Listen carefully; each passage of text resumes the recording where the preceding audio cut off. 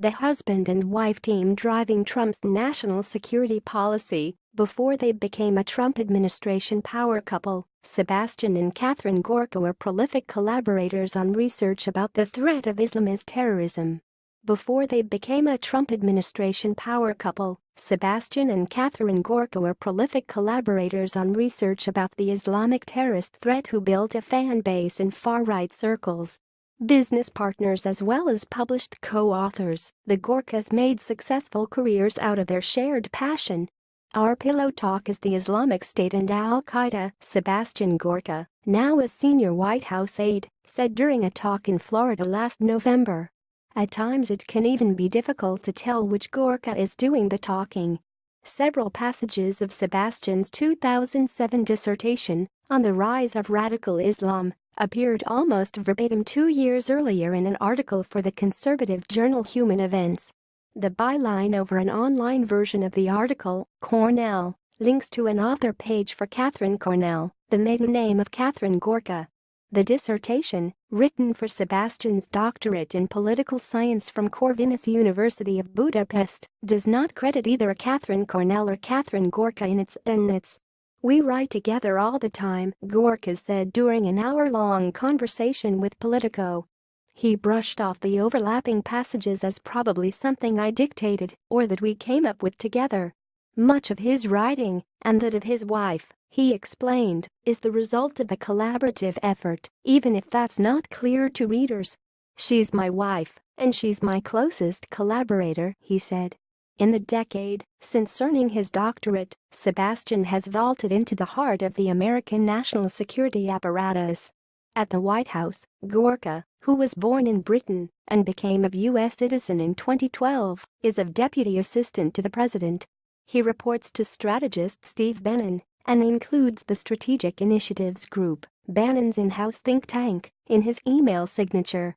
That appointment, which includes a portfolio focusing on terrorism and national security, has befuddled mainstream counterterrorism experts who recognize Gorka from his Fox News appearances, but not as an influential thinker. "He is hardcore," said retired Army Colonel Joseph Collins, a professor at National Defense University who worked with Sebastian Gorka when he taught there. He came at the issue from the ideological route. Joining Sebastian in Trump's orbit is his wife, Catherine, who served on the Trump Transition's Department of Homeland Security landing team, focusing on plans to shift its countering violent extremism programs to concentrate on Islamist extremism, according to a former DHS official. Sebastian Gorka declined to comment on his wife's current role within the department, and calls and emails seeking comment from DHS were not returned. An area of freedom, security, and justice, Trump first summoned Gorka to Trump Tower in the summer of 2015. At the time, Gorka was national security editor at Breitbart News, the right-wing website Bannon ran, before joining Trump's campaign. Long before most people took Trump's candidacy seriously, Gorka wrote him a series of position papers. Gorka's biography at the Institute of World Politics, a Washington-based program that offers master's degrees and continuing education programs for military and other government officials, casts him as an internationally recognized authority on issues of national security, irregular warfare, terrorism, and democratization.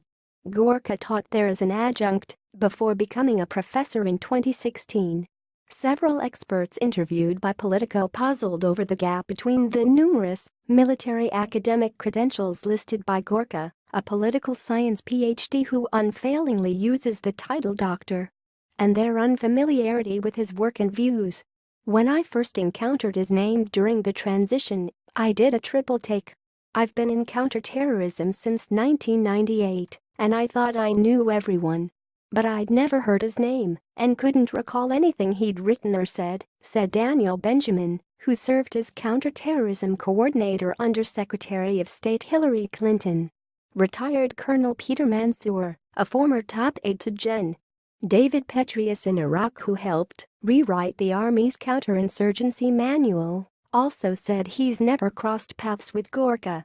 "What I've heard has not been complimentary," added Mansour, who now teaches at Ohio State University and remains active in military circles. In a subsequent email to Politico, Gorka said the two participated together on a panel discussion. Mansour responded that he had forgotten about the event, but said he remains critical of Gorka's recent views. Gorka's defenders dismiss such criticism. Seb has never been in the traditional kind of academic world, said James Carafano, a national security expert at the Conservative Heritage Foundation. There is a certain demonization that goes on against these guys. Trump's rhetoric and actions since taking office reflect the influence of the Gorkas, who call for a tougher response to Islamist radicalism. In his Florida speech days after Trump won the election, Gorka showed what he acknowledged was a controversial PowerPoint slide featuring a dead ISIS fighter face down in the sand framed by a black background featuring white text that read, "Now we can win." The Trump administration, Gorka told Politico, is committed to crushing ISIS with its partners in the region. Gorka was one of the few White House staffers consulted ahead of Trump's controversial January 27 executive order limiting arrivals into the U.S. from 7 Muslim-majority countries. He told Politico that he believes it's absolutely watertight when it comes to the legality and the president's right to do this. Although 2 federal courts have halted the order, Gorka hasn't changed his opinion. It's a fundamentally preventative measure, he added. Counterterrorism isn't about responding afterwards. Catherine Gorka wrote in 2013 that the Obama administration seems to be allowing Islamists to dictate national security policy, and she criticized President Barack Obama's DHS for allegedly changing its training protocols to include an emphasis on Islam as a religion of peace. The Gorkas are also strong believers in changing official U.S. government rhetoric to include the phrase radical Islamic terrorism, which Obama and George W. Bush before him shunned. "We are prepared to be honest about the threat. We're not going to white it out, delete it as the Obama administration did," Sebastian Gorka told NPR last month. In November, the Council on American Islamic Relations described the views of both Gorkas as Islamophobic. Gorka disputes that characterization. He claims that half of the students he has instructed, including Jordanian Princess Aisha bin al-Hussein, King Abdullah's sister, are from predominantly Muslim countries. "I've said again and again, the people who are most at peril in this world are our Muslim partners because ISIS and Al-Qaeda are killing them first," he told Politico. "It's not a war with Islam," he continued. "It's a war within Islam." Gorka was born in the United Kingdom to Hungarian parents who fled during the country's failed 1956 anti-Soviet revolution. In the book Defeating Jihad, Gorka describes how his father was tortured and imprisoned for 2 years, searing in his mind what he calls the evil of Soviet totalitarianism and turning him, unlike many anti-jihadist hardliners, against torture, which he calls fundamentally wrong. The Gorkas met in Romania in 1994 when they both attended a symposium for young leaders. At the time, Gorka was working in Budapest, while Catherine was working for a small policy think tank in New York. Catherine, whose father was president of a major Pennsylvania ironworks factory, earned her master's degree from the London School of Economics, and in the early 1990s focused on the post-Soviet transition to democracy. They married in Hungary and remained in Europe. After the September 11, 2001, attacks, they turned their attention, like many in the national security world, to terrorism.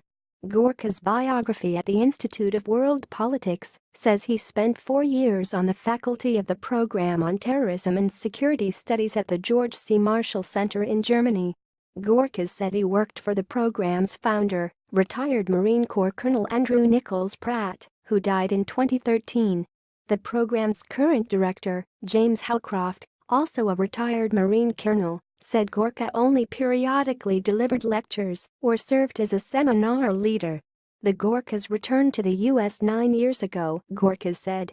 On several of his personal biography pages, Gorka lists a 2-year fellowship at Harvard's Kennedy School of Government, though he said he left after less than a year to take a position at the Rand Corporation, the Washington think tank. Several military sources noted that Gorka's teaching affiliations, including the Marine Corps University Foundation as well as the Joint Special Operations University, have been with part-time professional development seminars for mid-career military officers rather than at premier war colleges such as the Naval Postgraduate School in California and the Army War College in Carlisle, Pennsylvania. Carafano, who has known the Gorkas for 15 years, said Gorka is a serious scholar. Carafano said he's filled in for Sebastian Gorka at the Institute of World Politics. I struggled to keep up with his curriculum, said Carafano, who also worked alongside Catherine Gorka on Trump's transition team for DHS. Earlier this month, Gorka was cleared of a weapons charge filed after he attempted to board a plane at Reagan National Airport with a gun. Gorka has said he was carrying a gun because he'd received death threats.